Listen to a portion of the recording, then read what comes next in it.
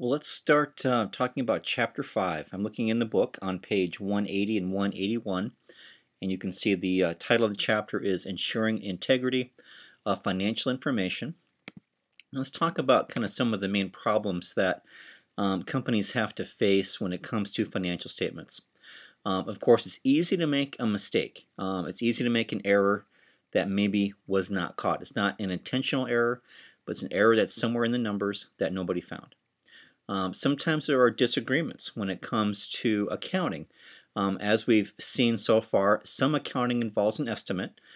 Some judgments might be a little bit more on the edge of reality than others. And so different people have different incentives to kind of stretch accounting judgments or not stretch them. And so that can result in some problems. And then we just have outright fraud, intentional errors, management making decisions to make the financial statements fraudulent in order to deceive investors, to maintain stock price, to get bank loans, and just to make the numbers look better than they really are intentionally.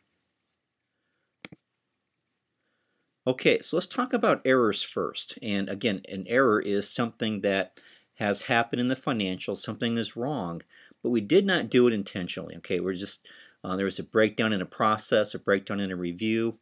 Something was just simply missed, and an error has occurred. Okay, so errors can be things like just simply having the wrong dollar amount for a journal entry, using the wrong accounts in a journal entry, for example, also. So we can have just think of writing out a journal entry, and they show you one at the bottom of page 181, and we should be debiting one account, but it's possible we would debit the wrong account. Okay, so it's just simply using the wrong account or the wrong dollar amount when we make a journal entry. Errors in accounts and ledgers is simply posting to the wrong account or posting the wrong dollar amount. So I wrote the journal entry correct. I meant to debit legal expense, but when I went and posted to my ledger, I debited salary expense or advertising expense, something like that. Or I simply just wrote down the wrong dollar amount. Okay, so that will cause a problem also. So how do we safeguard our accounting records? How do we keep that from happening? There's lots of ways to do that. Having good processes is important. An internal control is something that is put together. It's a system, it's a process that helps protect assets and increase the reliability of accounting records. There is a structure when it comes to internal controls that you can see here. We have what they call the environment of controls, and that would be kind of what management's attitude is about controls. And I should also mention that this is on page 186 and 187.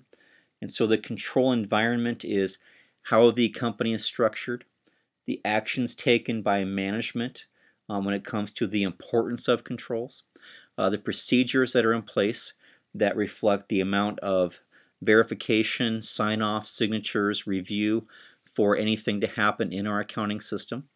The accounting systems themselves, how reliable are they? How accurate are they? Who has control and access to them?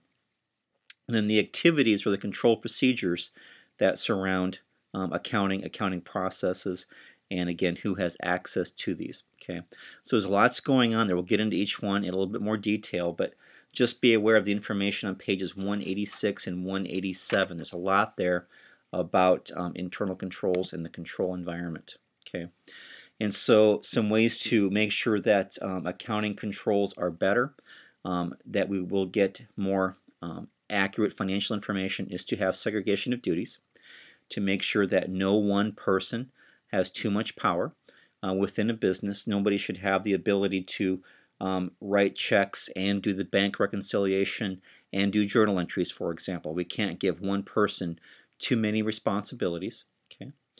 Proper procedures for authorization. Who's going to sign a check? How many people will be signing a check would be some examples there. If one person does a bank reconciliation, who will review and approve that it was done correctly? Physical control over assets and records. Who has control? Who has access to the assets of the business? Okay, and are things properly stored, properly safeguarded? Where are check blanks kept? Where are important company records kept? do we control access to our computerized systems? Do people have login IDs and passwords? Detective controls, making sure that we have good documents and records. All journal entries should have a source document. We should keep records of every kind of accounting entry that happens. We should be able to prove the dollar amount of the entry, why the entry was made. We should know who made the entry. We should know who approved the entry. Okay, so journal entries should not be able to be made and approved by the same person. One person would make the entry, another person would approve the entry after reviewing the source documents and verifying the accuracy and the need even for the journal entry. Some detective controls you can see at the bottom there. One more, independent checks on performance. I mentioned the first one already. Independent checks on performance. Okay, some companies have internal auditors. Many companies have external auditors. Some other independent checks just within the company without having to have auditors even would be some examples of mandatory vacations, periodic job rotations, having somebody independent occasionally reconcile a bank statement or just verify some bank records. So, if we have somebody who may be embezzling and they know that there's going to be a mandatory job rotation every 6 months or every year, their window to do some embezzling and cover it is pretty small. If we know that we're going to force somebody to take vacation every year, you're going to have to be gone for a full week or a full 2 weeks, and you're doing some embezzling, you're not going to be able to cover your tracks during that time, or if somebody else is doing your job while you're gone, they may discover what you were doing. Okay, so when it comes to segregation of duties, one person may authorize a transaction, another would approve it. Okay, when it comes to record keeping, make sure that we have all the records kept, all the records are organized, maintained, and so we can prove easily why the entry was made, the dollar amounts are accurate, and that helps the approver also. Custody of assets, having physical possession of or control over any assets. Think of an asset also as a bank account. Who's going to have access to the bank account? Okay. We would only want to have a few people who have authorization to sign checks, transfer money, make withdrawals, and so on. So anytime we have the physical assets of a business, we need to think about who has use of them, who has control of them, who has authorization to use them. Not even just money in the bank, but also just think of things like company vehicles, company equipment. Who has the ability to use them? Is that ability controlled? Do people who use company assets have proper training? Are they insured? Some things like that. Okay, so segregation of duties is separating responsibility, making sure that no one person has too much responsibility. Okay, the next thing we'll talk about then is earnings management, and earnings management is on page 189, a little bit on 188. Also, there's some information about it on 190 and 191. So earnings management is kind of stretching the truth a little bit. And when it comes to accounting, there's a lot of estimates in accounting that we can kind of we have to guess a few things because we just don't know how something will turn out. And so those estimations, those guesses, we can kind of stretch them sometimes in order to meet some earnings goals, earnings targets, when in reality the numbers didn't turn out that way.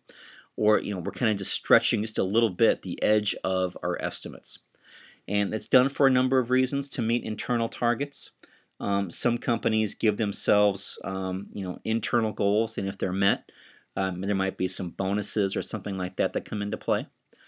To meet external expectations, many publicly traded companies have analysts who follow the company and will publish what they believe the earnings should turn out to be based on the economy, company performance, competition, and so on. And sometimes not meeting an estimate will negatively impact your stock price. Income smoothing, carefully recognizing revenues and expenses smoothly over the years in order to even out earnings and give a more consistent and reliable increase year over year rather than potential peaks and valleys. And they show a chart on the bottom of page 189 that shows two companies. They have the same beginning and ending earnings over a period of 10 years. One of them you can see would have a very steady, slow and steady increase. The other one goes up and down quite a bit. And you can guess which company would have a higher stock price, and that'd be the company that has the smooth year-over-year increase of earnings, because that's reliable. Investors like to see that kind of a pattern. It will definitely increase the stock price over a stock that's volatile, and you never really know if the earnings are going to be up or down. Window dressing for an initial public offering or a loan. An IPO is an initial public offering. It's a company going public for the first time, a company that was either a partnership or a general partnership or a sole proprietorship being turned into a publicly traded company where anybody can buy the stock of it. And the higher the earnings of the company, the better the looking of the financials of the company when it goes public, most likely the higher the stock price will be, and the more money that people will make who are selling the stock and so on. Okay, so we're trying to make earnings look as good as possible for investors and bankers. The same thing goes for a loan, obviously, too. If we're trying to get a loan and we need this loan to survive and grow our business, we want our numbers to look as good as possible to increase the odds of getting a loan and getting the maximum loan that we would like to get also. Which leads us to the earnings management continuum, as you can see here. On the left, we got the left side, we've got things that are allowed, and on the right side we have things that are just bald-faced lies and illegal, and potentially would be resulting in some jail time. So on the left side, we've got savvy timing and strategic matching, and that's kind of that earnings management, that earnings smoothing year over year, and recording estimates and adjusting entries year over year to kind of make our earnings increase slow but steady over the years, rather than recognizing big gains and big losses. Next is aggressive accounting. We can change some methods in accounting or estimates with full disclosure. So, sometimes a business can change its method of depreciation, its method of accounting for inventory, and that will definitely change earnings. And we still disclose that in the notes, but we don't necessarily advertise it like, hey, look what we did to make our numbers look better. We're simply being a little aggressive with accounting. We're still allowed to do that, and we're still disclosing that. In the middle, we have deceptive accounting, and we're making changes to estimates or accounting methods or both, but really not telling anybody with little or no disclosure in order to make the numbers look really good, and the user hopefully will never know the difference. That's kind of the whole point of not disclosing anything. The next one is fraudulent reporting, and just plain out non-GAAP accounting, just doing accounting to make the numbers look as good as possible without any regard to what is GAAP and what is not GAAP. Then finally, fraud is just creating fictitious transactions, generating false revenues or fake revenues, making accrual entries that will all make our numbers look better than they really should have been. Okay. That leads us to the GAAP oval, and the GAAP oval, of course, is basically what we just saw in the previous screen, that continuum of earnings, the GAAP oval going from left to right. We want to be somewhere in the middle. We don't want to be out on the edges of too low or too high. We want to be realistic with our earnings, and so therefore we should be pretty much just right in the middle of that. Okay, so right around B. A, B, and C, we're going to be okay. D and E, we are not. Okay.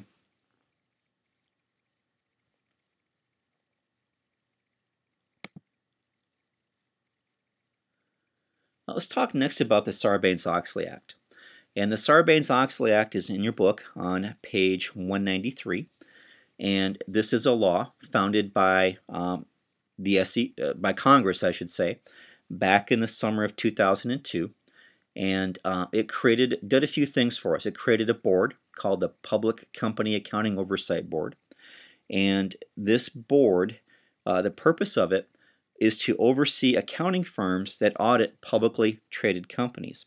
It ensures that all public accounting firms have to register with the PCAB. It's called the PCAB, Public Company Accounting Oversight Board. It sets standards for preparation of audit reports for public companies. And then the PCAB also does annual reviews of accounting firms that audit publicly traded companies. Okay, it's made of 5 full-time members as established by the Sarbanes-Oxley Act. And their job, again, is to oversee the auditing function, and any company that audits publicly traded companies holds them responsible, makes sure they do their jobs correctly. The Act also puts constraints on auditors.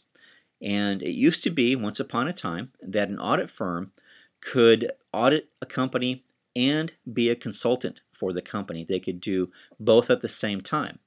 And now that's changed. Once you decide to be an auditor for a particular company, that's really all you can do for that company. Your firm can still do consulting, but it can't consult for the same company that you're also auditing. You have to separate the two. It used to be that you just had one audit firm that did everything for you. If I had a company that was publicly traded, I'd have that same audit firm do everything for me. They would do my consulting, anything that I needed help with in terms of accounting, and my audits. Okay, and the purpose that this was stopped was because it kept audit firms from being independent. Okay, so if I'm an audit firm and I'm getting a lot of money from a client, both on the audit and on consulting, if the audit isn't going well, if they're not doing accounting correctly, and I'm coming back to the client and saying, you're not following GAAP policies here, we think you're overstating your earnings, we think you're overstating your assets, we want to make a whole bunch of audit adjustments, it's very possible that company will become upset. They probably will. And so they may not want to do any consulting. And so we may lose them as a client when it comes to the consulting side, which for many audit firms is much more lucrative than just straight out auditing. Next is constraints on management. That's also on page 194.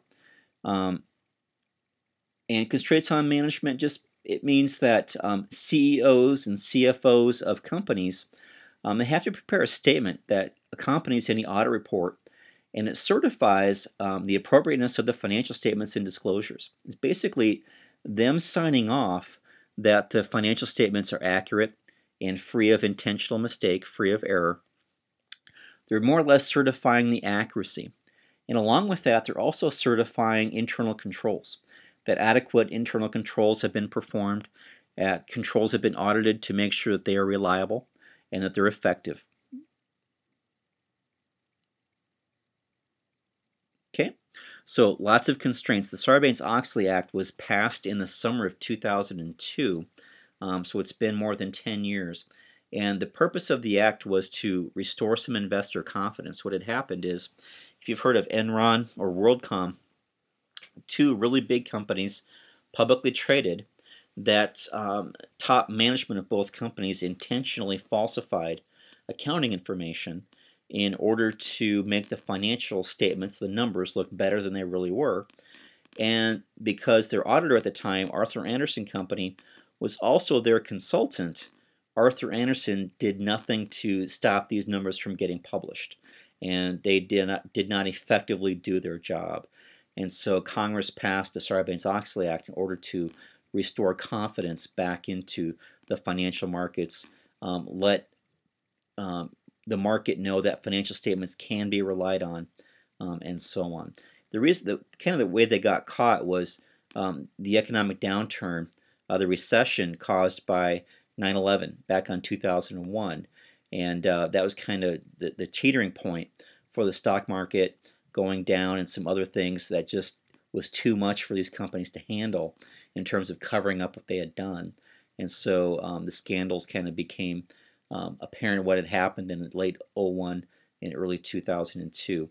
The rumblings were already there. There was already some feelings that they had, there were some bad numbers there and some bad management going on also. The role of auditors. The role of an auditor, very important when it comes to financial statements and accounting. And you can see that we have both internal and external auditors. Internal auditors are employees of a company because they are employees. They're not independent. Usually most publicly traded companies, internal auditors do not report to the chief accounting officer or the CFO. They instead report to the board of directors of a business. And many publicly traded companies will have what they call an audit committee, which would be a few members of the board who kind of know numbers a little bit more financially savvy, and they will oversee the internal audit function so that the internal auditors are kind of more independent. They're not reporting directly to management, instead they're reporting to the board. Okay, and so internal auditors, their job is to ensure the integrity of financial records.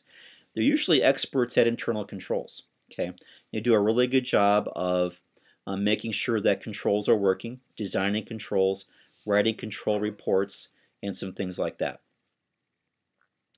External auditors are independent. They are not employees of the company.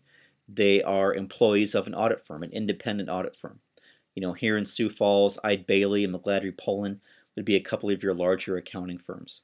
Their job is to come into a company and do a financial statement audit and make sure that the financial statements are accurate and can be relied on. And they do that with a number of procedures involving, verifying financial statements, verifying journal entries, verifying postings, looking at source documents, examining internal controls, interviewing employees, and so on. Okay, so auditors, some of the things that they do, they interview people. I've been interviewed by many auditors over the years. They observe. They're making sure that controls and processes are working by observing them. They're sampling. They're looking at sample processes, sample journal entries, sample postings, sample transactions, and verifying that they're working. You can't look at all of them. It's just too impossible at many companies. They're doing confirmations. They're verifying with external parties that payables exist, that receivables exist, that inventory exists. They're also doing analytical procedures to do some sampling, statistical sampling, and verifying that the numbers are correct. And they follow a set of standards. So just like GAAP, we have generally accepted accounting principles when it comes to creating financial statements. We have generally accepted auditing standards, and those are the standards that auditors have to follow when it comes to doing an audit. Okay. The SEC, the Securities and Exchange Commission, you can see here, they're in the book, mostly on page 199. This is a government organization, a government commission, created back in the early 1930s with two different acts, the Act of 1933 and the Act of 1934. And their job is to oversee the financial markets. And they were created as a result of the stock market crash in the late 1920s, where we had some very inaccurate accounting, some very inaccurate financial reporting, and we didn't really have common accounting principles. And so the SEC was put into place to regulate the financial markets and financial reporting practices and make sure that all companies that are publicly traded follow the same set of accounting rules. They have to do the same disclosures at the same times to make sure that all investors have fair and open access to all of the information that they need to make investment decisions. Okay, so we're regulating the markets. So anytime we talk about a public company, that's any company asking for the public's money. Me and you, if we are investing in a stock, it's a publicly traded company because we can buy that stock or that bond. Okay. Now, the SEC was given the authority by Congress to regulate accounting rules. They have all the authority and the power to say, here's what the accounting rules will be. Okay. Now, they very rarely do that. They usually let the FASB, the Financial Accounting Standards Board, do that on their own. So they typically let the profession create the rules as needed, but they do have the power to create accounting rules as they see fit. They can suspend trading of a security. They can delist a security if they find fraud and bad practices with a company when it comes to issuing its financial information working with investors and so on, they can suspend that stock. And of course, they require a lot of financial reporting, 10Ks, 10Qs, registration statements. A registration statement is what you would file with the SEC when you're thinking of going public. There's a process you go through to follow an IPO, and a registration statement is one of those. Once you are publicly traded, then you have to do quarterly and annual reporting with the SEC. A 10K is filed annually, typically within 60 days of the end of your fiscal year, and a 10Q is typically filed 45 days at the end of a quarter. And that's just giving information to the public. You know, companies will do an earnings call, they'll do an earnings release, and right about the same time they issue a 10K or a 10Q, where they will then report, here's our financial statements, here's how we did. They'll tell investors, here's why the numbers were good or bad, or what our challenges were, what the regulatory environment was like, what the competition was, and kind of just explain how the numbers turned out and why they turned out a certain way. Okay, so that's chapter 5. This is an important chapter to read. There isn't a lot of number crunching in this chapter. Some of the problems really just deal with the errors that we talked about earlier, like if you double up a journal entry, if you post to the wrong account, if you do a bad posting, some things like that. A lot of the problems in the chapter really kind of relate to how do you fix that, or what will be the result of this error if it's made and not caught. You know, how will that affect the financial statements? So a little bit more qualitative than quantitative, but still a good chapter, still important to understand the importance of controls, and again, important to read the chapter. Okay, thank you very much for this lecture. We'll cover it more in the weekly review.